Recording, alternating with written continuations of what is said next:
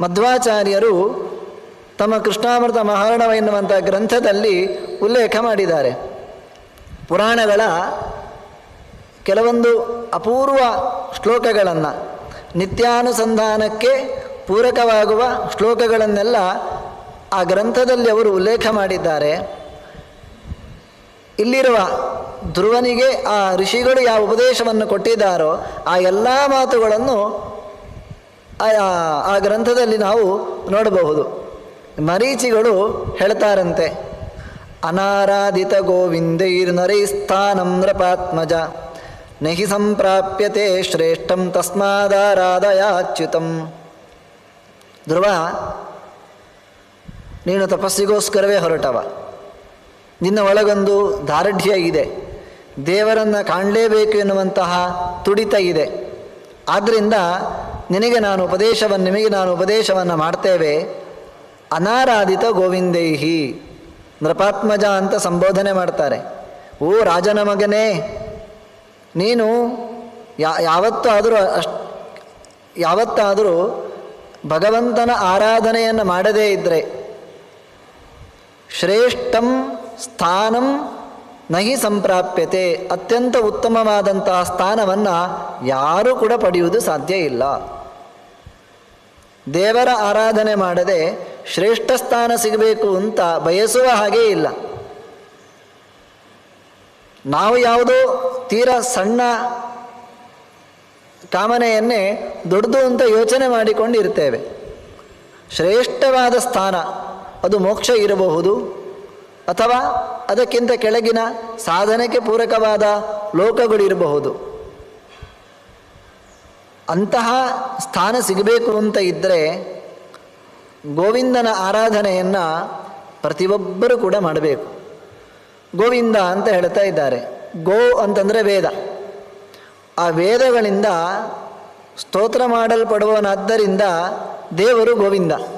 ಇಂತಹ ವೇದ ಪ್ರತಿಪಾದ್ಯನಾದ ಭಗವಂತನ ಆರಾಧನೆಯನ್ನು ಮಾಡಿದಾಗ ಮಾತ್ರವೇ ಶ್ರೇಷ್ಠವಾದ ಸ್ಥಾನವನ್ನು ಪಡೆಯಬಹುದು. ಇಲ್ಲದೆ ಹೋದರೆ ಖಂಡಿತವಾಗಿಯೂ ಕೂಡ ಅತ್ಯಂತ ಶ್ರೇಷ್ಠವಾದ ಸ್ಥಾನ ಆತನಿಗೆ ಸಿಗಲಿಕ್ಕಿಲ್ಲ. ತಸ್ಮಾತ್, ಈ ಕಾರಣದಿಂದ ಅಚ್ಯುತಂ ಆರಾಧಯ, ದೋಷರಹಿತನಾದ ಆ ಭಗವಂತನನ್ನು ನೀನು ಆರಾಧನೆ ಮಾಡು.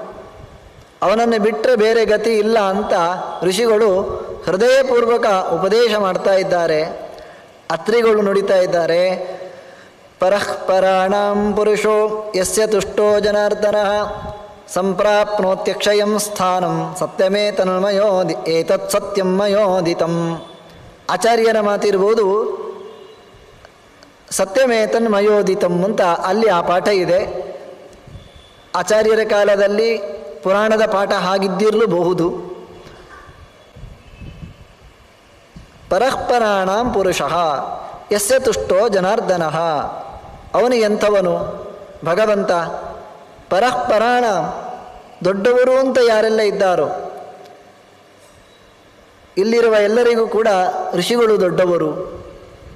ಆ ಋಷಿಗಳಿಗೆ ದೇವತೆಗಳು ದೊಡ್ಡವರು. ಆ ದೇವತೆಗಳೆಲ್ಲರೂ ಕೂಡ ಆಶ್ರಯ ಪಡೆದದ್ದು ಶಿವನನ್ನು. ಆ ಶಿವತತ್ವವು ಕೂಡ ಆಶ್ರಯ ಪಡೆದದ್ದು ಚತುರ್ಮುಖ ಬ್ರಹ್ಮನನ್ನು.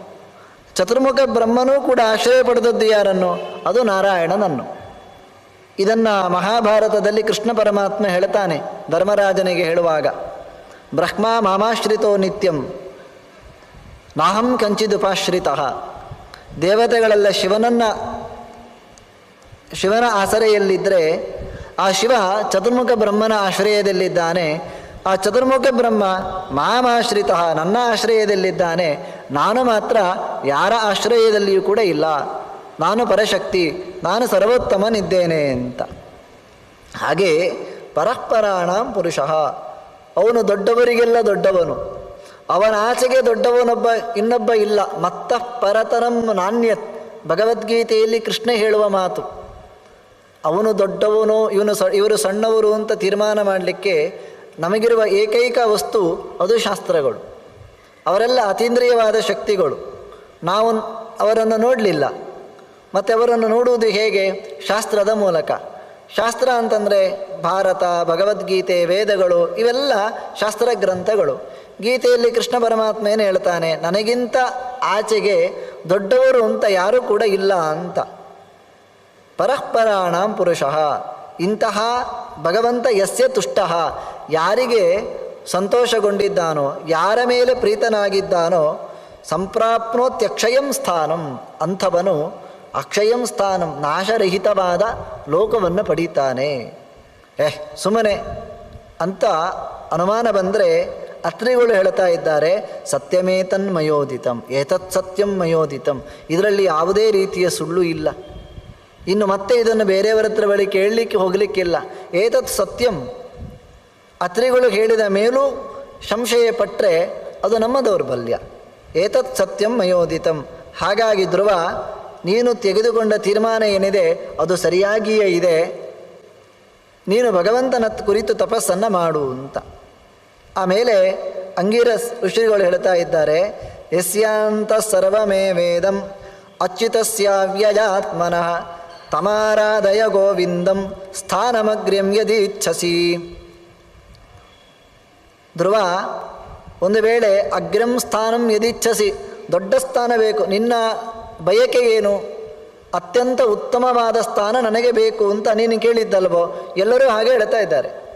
ನಿನಗೆ ಒಂದು ವೇಳೆ ಅತ್ಯಂತ ಎತ್ತರದ ಸ್ಥಾನಂ ಅಗ್ರಂ ಯದಿ ಇಚ್ಛಸಿ, ಇಷ್ಟಪಡ್ತಿ ಅಂತಾದರೆ ನೀನು ಗೋವಿಂದನನ್ನು ಆರಾಧಯ, ಗೋವಿಂದನ ಆರಾಧನೆಯನ್ನು ಮಾಡಬೇಕು ಅಂತ. ಯಸ್ಯಾಂತ ಸರ್ವಮೇ ವೇದಂ ಅಚ್ಯುತಸ್ಯ ಅವ್ಯಯಾತ್ಮನಃ, ಇಡೀ ಜಗತ್ತು ಯಸ್ಯ ಅಂತಹ, ಅವನ ಒಳಗೆ ಇದೆ. ಈ ನಾವು ಎಲ್ಲಿದ್ದೇವೆ? ಭಗವಂತನ ಒಳಗೆ ಇದ್ದೇವೆ. ಈ ಬ್ರಹ್ಮಾಂಡ ಎಲ್ಲಿದೆ? ಭಗವಂತನ ಒಳಗೆ ಇದೆ. ಭಗವಂತ ಇದರ ಒಳಗೂ ಒಂದು ರೂಪದಿಂದ ಇದ್ದಾನೆ. ಯಸ್ಯಾಂತಹ ಸರ್ವಮೇವ ಇದಂ, ಯಾವುದನ್ನು ಬಿಟ್ಟು ಹಾಕುವಂತೆ ಇಲ್ಲ.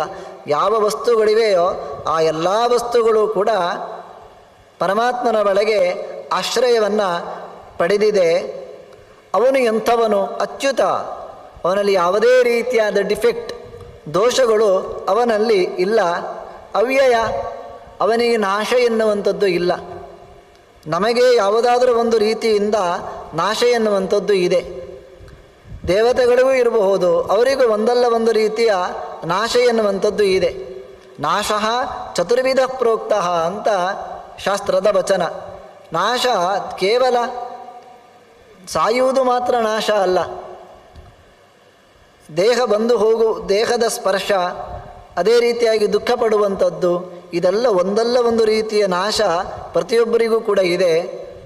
ಯಾವುದೇ ರೀತಿಯ ನಾಶಕ್ಕೂ ಒಳಪಡದವನು ಅದು ದೇವರು ಮಾತ್ರ. ಅವ್ಯಯಾತ್ಮನ ಆ ಸ್ವರೂಪವೇ ಅಂಥದ್ದವನದ್ದು. ತಮಾರಾಧಯ ಗೋವಿಂದಂ, ತಮ್ ಆರಾಧಯ, ಅವನ ಆರಾಧನೆಯನ್ನು ನೀನು ಮಾಡು, ಉತ್ತಮವಾದ ಸ್ಥಾನ ಬೇಕು ಅಂತ ಇದ್ದರೆ.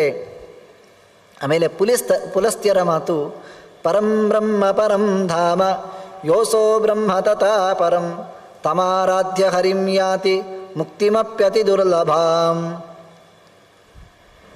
ಪರಂ ಬ್ರಹ್ಮ ಪರಂ ಧಾಮ ಯೋಸೋ ಬ್ರಹ್ಮ ತಥಾ ಪರಂ, ಅವನು ಎಂಥವನು ಅಂತಂದರೆ ಅವನು ಸಾಮಾನ್ಯ ಬ್ರಹ್ಮ ಅಲ್ಲ. ನಾವು ಚತುರ್ಮುಖ ಬ್ರಹ್ಮನನ್ನು ಬ್ರಹ್ಮ ಅಂತ ಕರಿತೇವೆ, ಅವನಲ್ಲ ಅಂತ ತಿಳಿಸ್ಲಿಕ್ಕೋಸ್ಕರ ನೀನು ಚತುರ್ಮುಖ ಬ್ರಹ್ಮನ ಕುರಿತು ತಪಸ್ಸು ಮಾಡ್ತಾ ಕೂತ್ಕೊಳ್ಬೇಡ.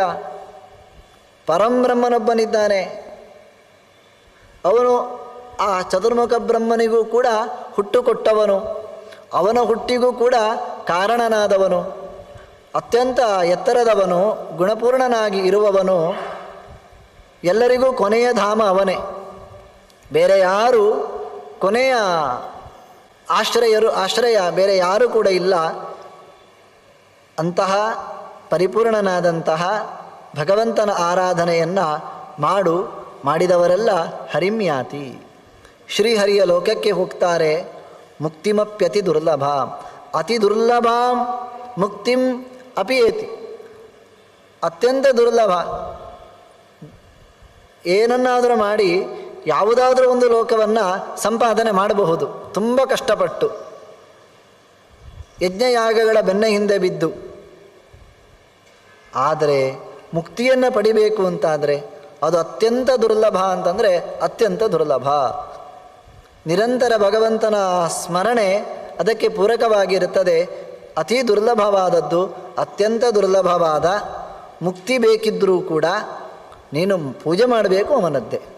ಎರಡೂ ರೀತಿ ಹೇಳಿದಾಗಾಯಿತು. ನಿನಗೆ ಸ್ವರ್ಗ ಇತ್ಯಾದಿಗಳ ಬಯಕೆ ಉಂಟೋ, ಅದಕ್ಕೆ ಬೇಕಾದದ್ದು ಅದೇ.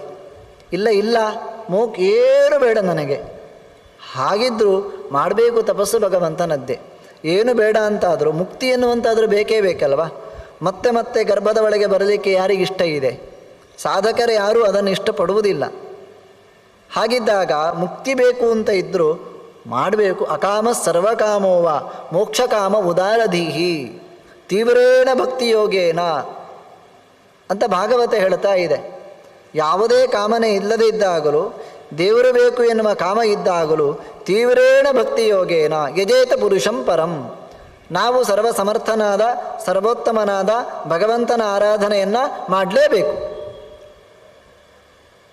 ಇನ್ನು ಪುನಃ ಋಷಿಗಳು ಹೇಳ್ತಾರೆ, ಐಂದ್ರಮಿಂದ್ರ ಪರಂ ಸ್ಥಾನಂ ಯಮಾರಾಧ್ಯ ಜಗತ್ಪತಿಂ ಪ್ರಾಪಯಜ್ಞಪತಿಂ ವಿಷ್ಣುಂ ತಮಾರಾಧಯ ಸುವ್ರತ ಅಂತ.